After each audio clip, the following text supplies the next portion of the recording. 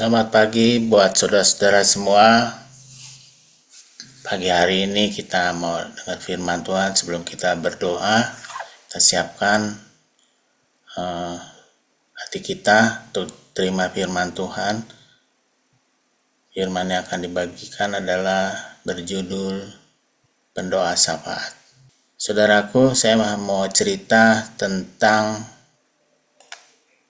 tokoh yang namanya Nehemia, untuk membahas tentang pendoa syafaat ini. Jadi orang yang berdoa syafaat seperti kita pagi hari ini, saudaraku. Ada tokoh sebagai landasan kita berdoa. Saudaraku, kalau kita bahas berdoa syafaat adalah suatu pelayanan ya. Berdoa syafaat itu adalah berdoa atas nama orang lain. Tuhan Yesus adalah syafaat kita. Dia menjadi jembatan antara kita dan Allah. Tapi sayang saudara, tidak terlalu banyak jemaat mau terlibat dalam doa ini. Sedangkan gereja membutuhkan pendoa syafaat. Semoga di masa yang akan datang semakin banyak jemaat terpanggil untuk berdoa syafaat seperti saudara-saudara sekarang berada ya. Mari kita baca firman Tuhan landasan daripada Nehemia menjadi pensyafaat bagi bangsa Israel. Saudaraku, Nehemia 1 ayat 1 sampai 2 berkata, riwayat Nehemia bin Hilkiah pada bulan Kislev tahun ke-20 ketika aku ada di Puri Susan, datanglah Hanani, salah seorang dari saudara-saudaraku, dengan beberapa orang dari Yehuda. Aku menanyakan mereka tentang orang-orang Yahudi yang terluput, yang terhindar dari penawanan, dan tentang Yerusalem. Jadi di sini kita lihat bagaimana Nehemia mencari tahu tentang bangsa Israel yang pada saat itu dalam pembuangannya. Sini kita bahas adalah Nehemia adalah juru minum Raja Artasasta I di zaman pembuangan Israel. Jadi dia adalah seorang tokoh di kerajaan yang gak main-main ya, dia dekat dengan raja.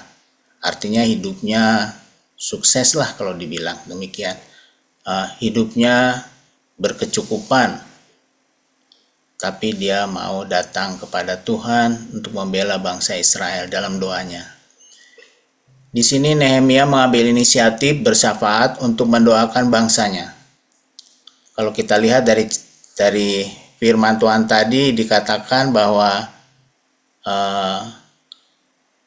Nehemia menanya pada teman-temannya tentang Israel ya, tentang bangsanya. Nehemia itu proaktif, artinya mengambil keputusan sendiri untuk bertanya, untuk mencari tahu bangsa Israel yang sedang tertekan itu ya. Jadi di sini Nehemia mempunyai kepekaan atas apa yang terjadi atas bangsa Israel. Seorang pendoa syafaat adalah orang yang proaktif. Kalau kita ambil kesimpulan dari cerita di Nehemia tadi, Nehemia 1, seorang pendoa syafaat adalah orang yang proaktif. Lalu kita baca lagi ya, ini banyak baca Alkitab. Nehemia 1 ayat 3 sampai 4, katanya demikian. Kata mereka kepadaku, orang-orang yang masih tinggal di daerah sana, yang terhindar dari penawanan, ada dalam kesukaran besar dan dalam keadaan tercela. Tembok Yerusalem telah terbongkar dan pintu-pintu gerbangnya telah terbakar. Ketika ku dengar berita ini, duduklah aku menangis dan berkabung selama beberapa hari. Aku berpuasa dan berdoa ke hadirat Allah semesta langit. Kepekaan Nehemia mencari tahu keadaan bangsanya, mencari tahu tentang orang lain. Dia terpanggil untuk berdoa dan dia sedih pada cerita ini ya, tentang bangsa Israel yang tertekan ini. sehingga dia duduk berdoa, berpuasa, datang kepada Tuhan, kehadirat Tuhan semesta langit. Kita baca lagi ya nanti ya. Nehemia adalah seorang pejabat tinggi kerajaan, tetapi dia mempunyai empati dan peduli, ikut memiliki perasaan dengan bangsanya yang tertekan. Bukankah sebagai orang berkecukupan Nehemia bisa saja hidup enak di kerajaan, tidur-tidur misalnya. Tetapi Nehemia tidak lakukan karena punya peduli dan empati. Seperti belas kasihan Tuhan Yesus atas 5.000 orang yang harus diberi makan. Tadi saya katakan bahwa Tuhan Yesus adalah juru syafaat kita. Roh Kudus adalah yang berdoa buat kita dengan bahasa-bahasa yang tidak terkatakan. Seorang pendoa syafaat adalah orang yang mempunyai empati dan kepedulian atas sesamanya. Jadi sebagai seorang pendoa syafaat, pertama adalah orang yang proaktif mencari tahu ya. Kita sering cari tahu dari media-media sosial dan sebagainya. Dan yang kedua adalah seorang pensahabat adalah orang yang punya empati, punya belas kasihan, punya kepedulian. Puji Tuhan, saudara pagi hari ini hadir sebagai orang yang mempunyai empati bagi banyak orang. Saudaraku, kita lihat terakhir dari Nehemia 1 sampai Nehemia ke-10, kita lihat bagaimana dia berdoa bagi bangsa Israel.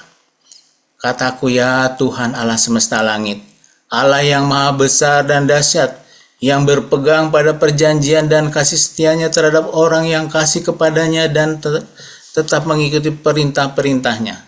Berilah telingamu dan bukalah matamu, dan dengarkanlah doa hambamu yang sekarang kupanjatkan ke hadiratmu, siang dan malam bagi orang Israel, hamba-hambamu itu, dengan mengaku segala dosa yang kami orang Israel telah lakukan terhadapmu.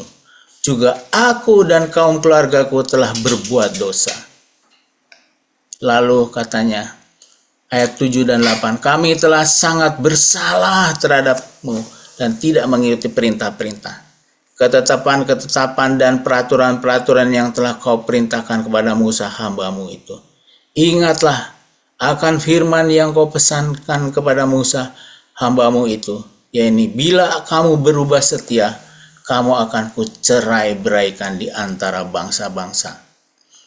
Ayat 9 dan 10, tetapi bila kamu berbalik kepadaku dan tetap mengikuti perintah-perintah serta melakukannya, maka sekalipun orang-orang buangannya ada di ujung langit, akan kukumpulkan mereka kembali dan kubawa ke tempat yang telah kupilih untuk membuat namaku diam di sana. Bukankah mereka ini hamba-hambamu dan umatmu yang telah kau bebaskan dengan kekuatanmu yang besar, dengan tanganmu yang kuat? Ayat 11, ya Tuhan, berilah telinga kepada doa hambamu ini, dan kepada doa hamba-hambamu yang rela takut akan namamu. Dan biarlah hambamu berhasil hari ini dan mendapat belas kasihan dari orang ini. Ketika itu aku ini juru minum raja. Jadi saudaraku, kita sebagai pendoa syafaat, mari kita datang kepada Tuhan dengan proaktif dan punya empati yang luar biasa atas bangsa kita, bagi gereja Tuhan, bagi satelit-satelit kita, bagi banyak orang di sekeliling kita. Kita mau berdoa kepada Tuhan sebagai anggota pendoa di gereja kita. Kita ambil bagian dan mau terpanggil datang kepada Tuhan. Mari saudaraku, siapkan hati kita sebagai pendoa syafaat. Mari kita datang kepada Tuhan.